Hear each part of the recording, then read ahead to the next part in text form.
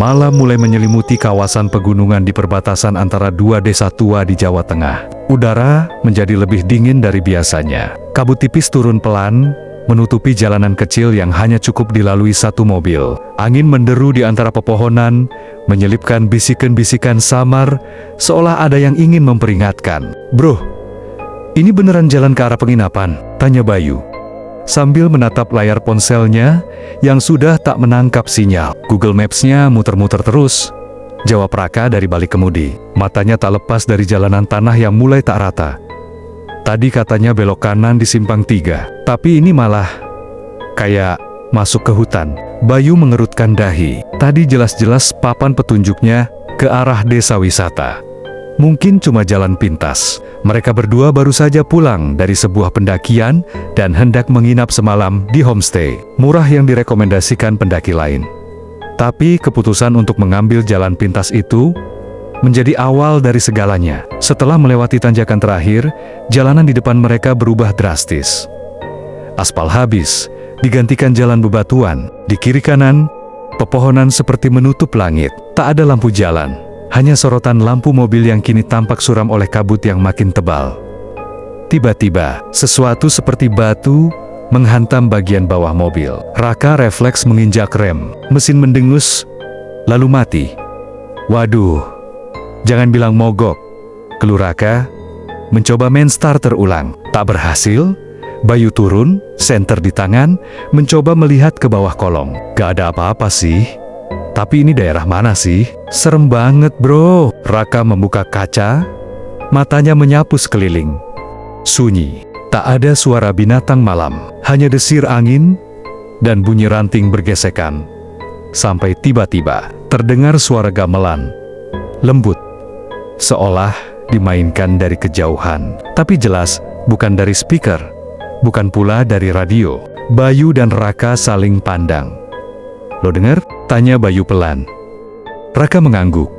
"Kayak suara orang hajatan, padahal tak ada rumah, tak ada cahaya di kejauhan." Bayu menunjuk ke kanan jalan. "Lihat, kayak ada lampu." Mereka pun berjalan kaki, mengikuti sumber suara dan cahaya. Langkah kaki mereka gemetar, antara penasaran dan takut. Dan dari balik kabut, muncullah gapura tua, bertuliskan samar, "Selamat datang di Kampung Sidemen." Langkah kaki mereka semakin pelan saat melewati gapura tua itu.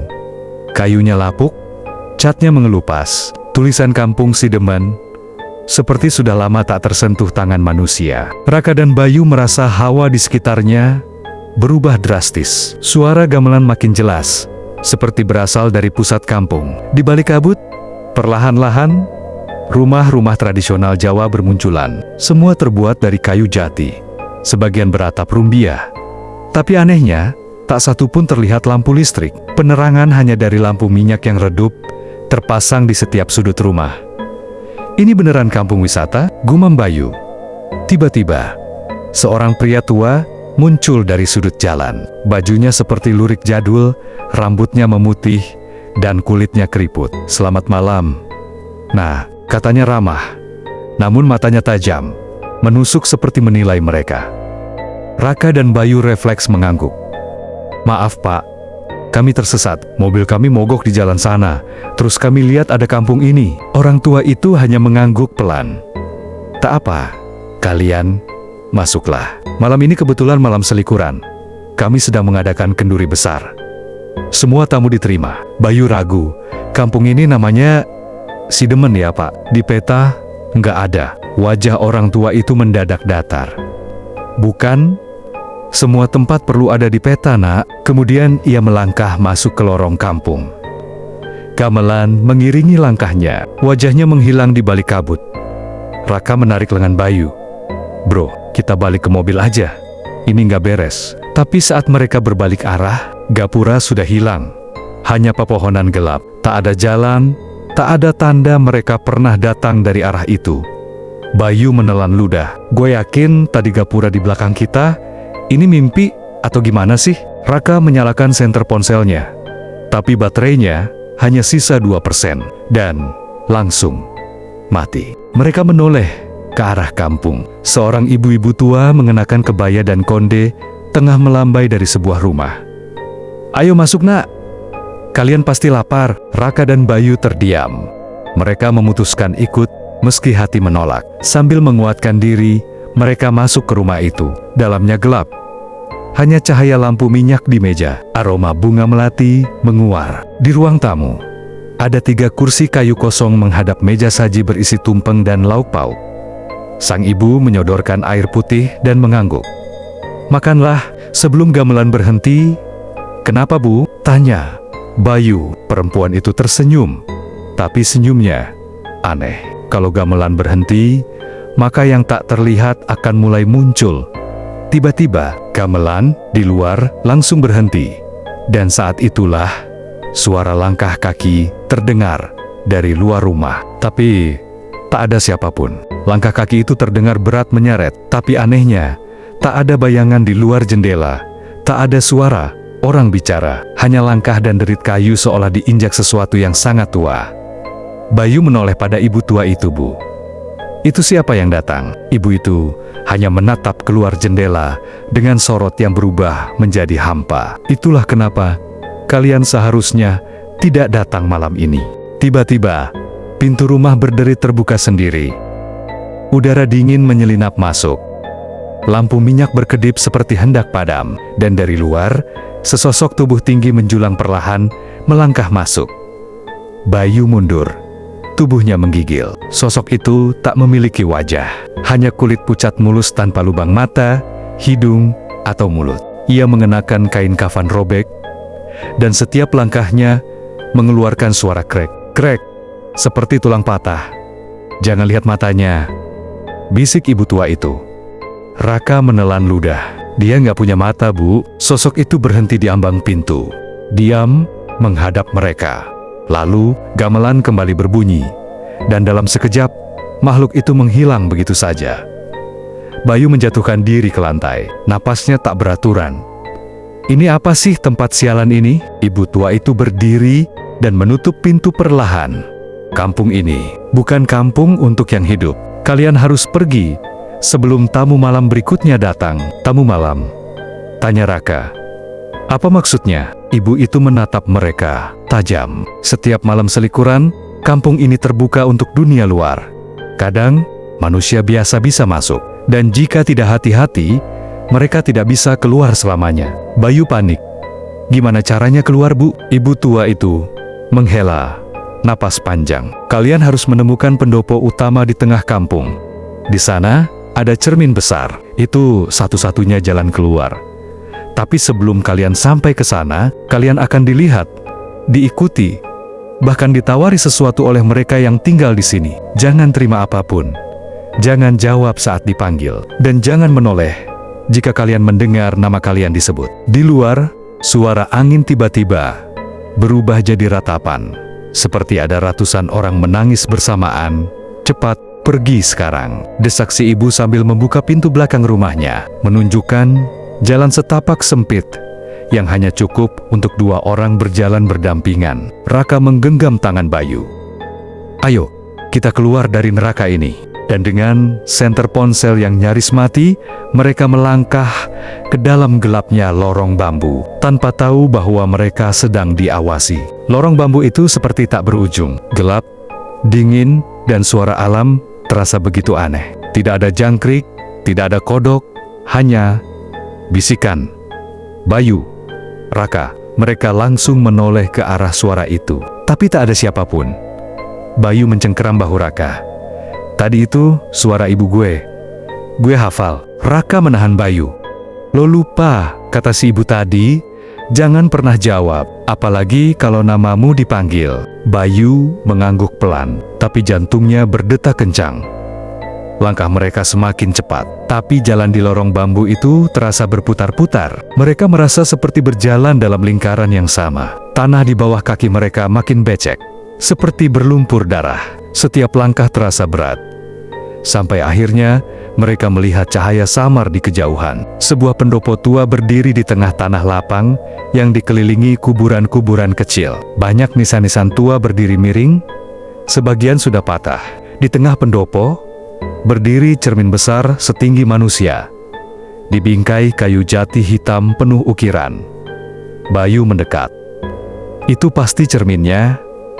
Kita selamat. Namun saat mereka hendak melangkah masuk ke pendopo, sosok-sosok hitam mulai berdiri dari balik nisan. 1, 2, 10, 20.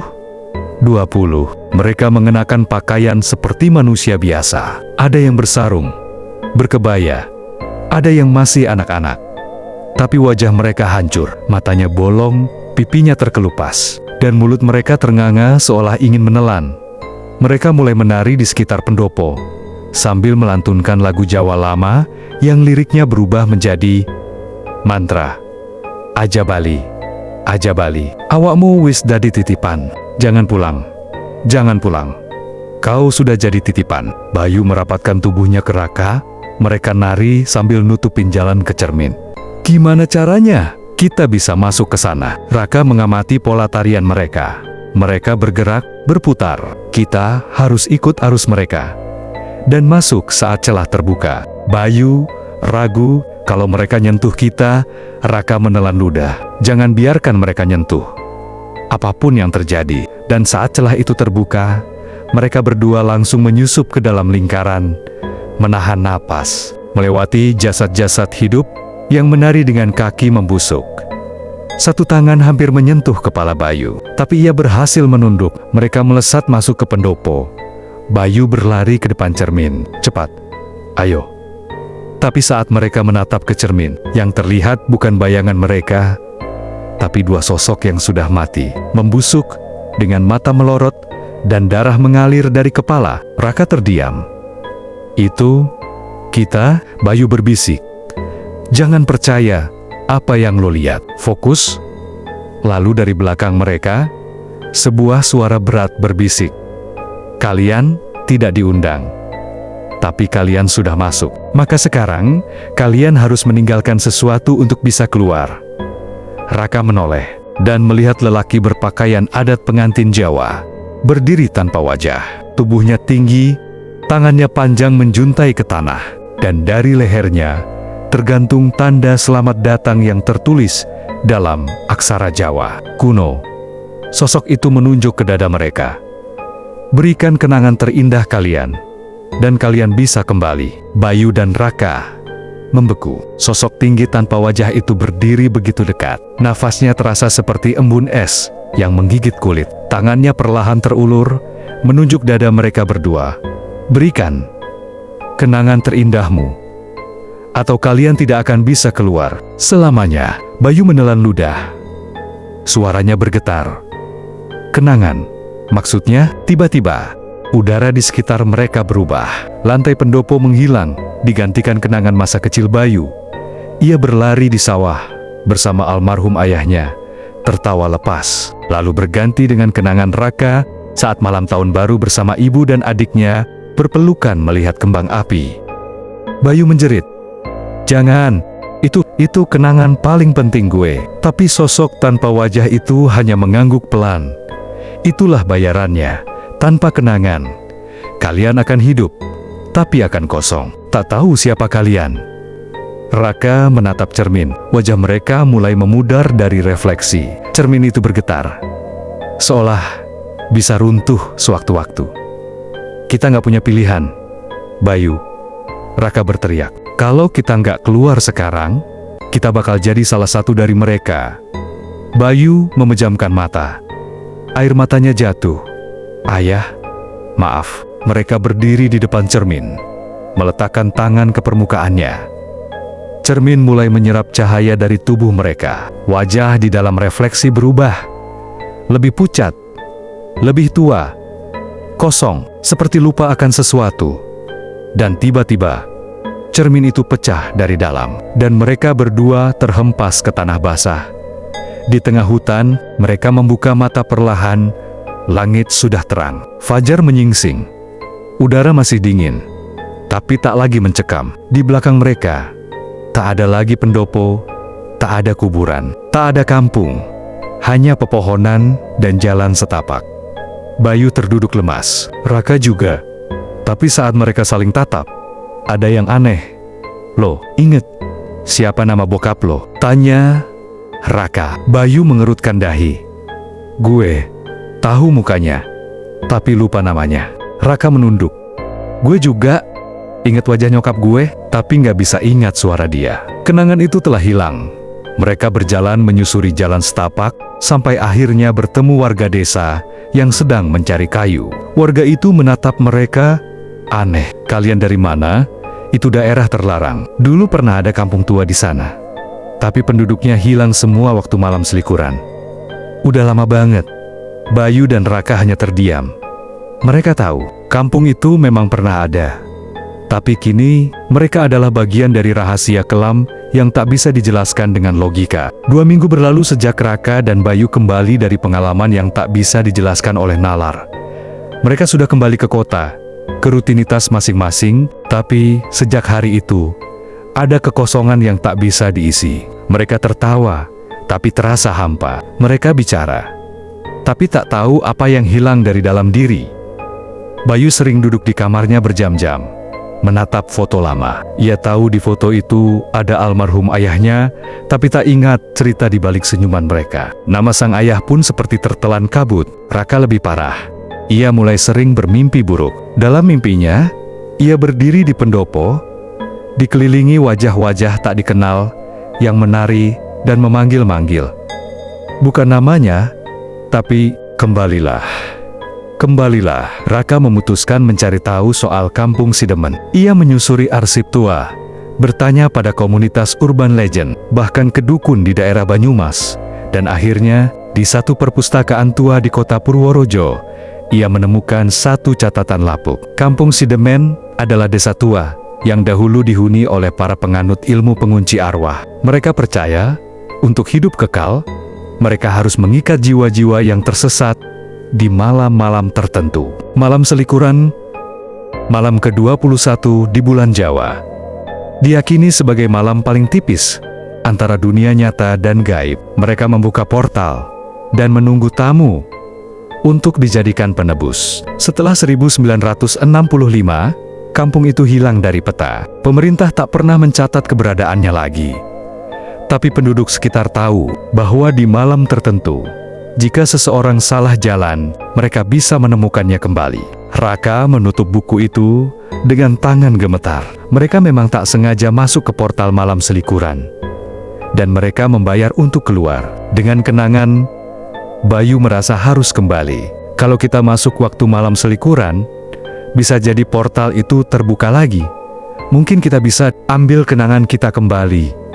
Bayu, lo nggak ngerti, ucap Raka. Kalau kita balik, kita bisa kejebak lagi. Tapi kalau itu harga buat jadi utuh lagi, mungkin kita harus ambil risiko. Dan malam itu, tepat tanggal 21 bulan Jawa, mereka kembali ke jalan yang sama. Jalan itu awalnya sunyi. Tak ada gapura, tak ada kabut. Tapi ketika jam menunjukkan pukul 0 tengah malam, kabut turun perlahan. Suara gamelan terdengar dari kejauhan. Dan jalan kecil itu muncul kembali. Bayu dan Raka saling menatap. Sekali lagi, kita harus siap kehilangan lebih banyak kalau gagal, dan siap mati kalau kampung itu memang menginginkan kita jadi bagian mereka. Mereka melangkah menuju kampung mati yang kini menunggu mereka kembali. Langkah demi langkah, kaki mereka membawa ke tempat yang seharusnya tak pernah mereka datangi lagi. Kabut tebal turun menutup penglihatan. Udara menjadi lebih berat, berbau anyir dan dupa terbakar. Jalan setapak itu kini muncul kembali, sama seperti malam pertama. Namun kali ini, mereka datang bukan karena tersesat. Mereka memilih untuk masuk. Lo yakin kita bisa ambil kenangan kita lagi? Tanya Bayu pelan. Matanya menyapu sekitar yang kembali terasa asing. Raka mengangguk, walau hatinya tak sepenuhnya yakin. Menurut catatan itu, arwah yang tertinggal di sana masih menyimpan bagian kita. Kalau kita bisa menemukan tempat asal kenangan itu disimpan, mungkin bisa kita rebut kembali. Gapura tua itu muncul kembali di depan mereka. Tulisan, "Selamat datang di kampung Sidemen," kini terlihat lebih retak, seperti dindingnya sedang membusuk, dan yang membuat mereka merinding. Di bawah tulisan itu, ada kalimat tambahan yang dulu belum pernah ada. Siapa yang pernah masuk, tak akan kembali sama. Alunannya seperti diputar dari alam kematian. Ini bukan tempat, ini semacam ruang antara hidup dan mati, gumam Raka. Saat mereka melangkah lebih dalam, mereka melihat bayangan diri mereka sendiri. Bayu kecil sedang duduk di pangkuan ayahnya. Raka sedang bermain petasan bersama adik perempuannya. Lihat, Bayu menunjuk. Itu kenangan kita. Tapi tiba-tiba, sosok bayangan itu dipegang oleh tangan-tangan hitam dari dalam tanah. Bayangan itu menjerit diam-diam, lalu ditarik perlahan ke dalam tanah. Bayu spontan berlari.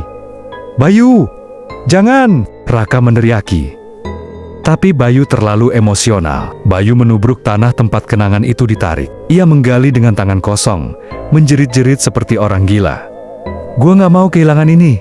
Kembalikan! Dari dalam tanah, sesosok tangan tua muncul, lalu kepala, lalu tubuh. Ibu tua berkebaya yang pernah menyambut mereka pertama kali, kini muncul kembali.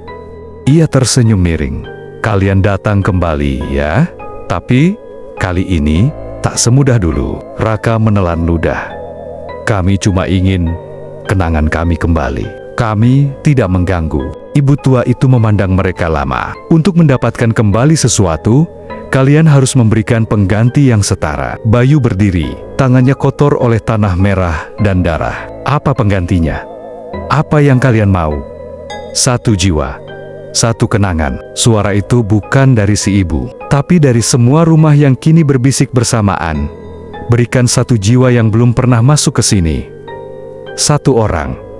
Bawa dia ke sini, dan kalian bisa kembali utuh. Raka membeku. Bayu gemetar. Ini jebakan, bisik Raka. Mereka mau kita jadi kaki tangan, mau kita ikut jadi penjebak orang lain.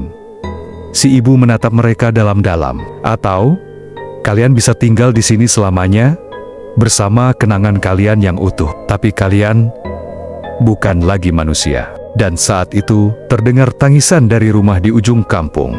Tangisan anak kecil. Tangisan dari masa lalu. Adik Raka. Tangisan dari ujung kampung makin jelas. Bukan hanya suara adik Raka, tapi juga suara ayah Bayu. Bayu melangkah perlahan menuju sumber suara. Hatinya campur aduk. Kalau kita bisa tinggal di sini selamanya bersama mereka, mungkin itu bukan pilihan buruk. Bayu, jangan! Bentak Raka. Itu bukan mereka, itu cuma bayangan kenangan. Mereka udah nggak ada. Tapi Bayu terus berjalan. Pintu rumah terbuka sendiri, memperlihatkan sosok pria dewasa mengenakan baju batik khas Jawa, sedang duduk bersama anak kecil yang memanggil Raka. Mas, ayo main lagi kayak dulu. Air mata Raka jatuh. Dan saat itulah, suara ibu tua kembali bergema dari balik kabut. Bawalah satu jiwa baru ke sini, dan semua ini akan menjadi milik kalian. Kenangan akan utuh. Tak perlu lagi rindu. Bayu menatap Raka. Gimana kalau kita bawa orang yang emang jahat, pembunuh, penjahat?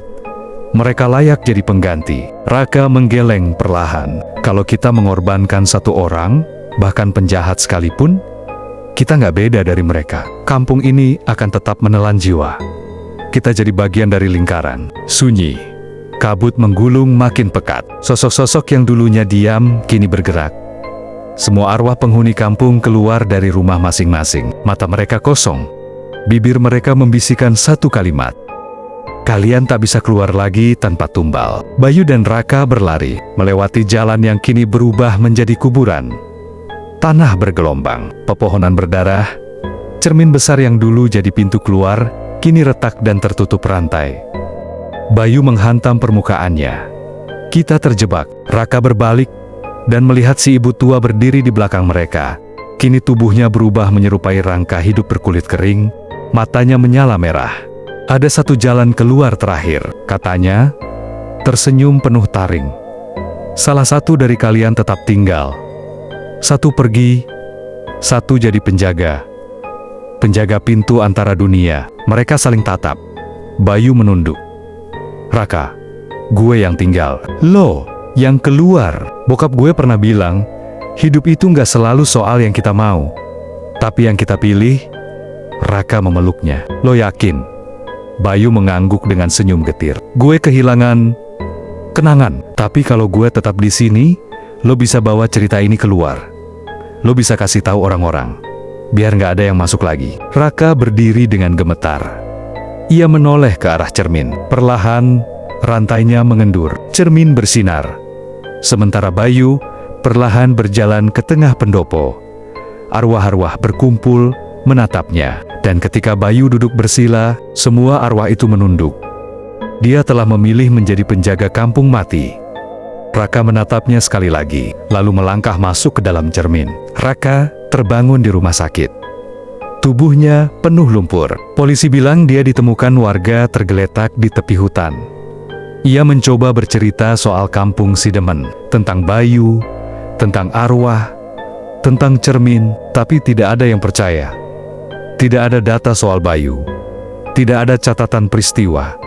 Tidak ada yang pernah dengar nama. Kampung Sidemen, hanya dia yang tahu. Dan setiap malam selikuran, ia bermimpi tentang pendopo tua, tentang Bayu yang kini duduk di sana, dikelilingi suara gamelan, menjaga pintu, agar tidak ada lagi yang masuk. Hingga hari ini, di Jawa Tengah, ada satu hutan yang tidak pernah dimasuki warga saat malam bulan Jawa ke-21. Mereka hanya menyebutnya dengan satu nama, hutan mati. Orang bilang, kadang terdengar suara gamelan, kadang ada gapura yang muncul, kadang ada sosok yang memanggil namamu. Kalau kamu dengar, jangan jawab, jangan menoleh, dan jangan pernah masuk, karena kampung itu masih menunggu tamu. Dan kamu mungkin yang berikutnya.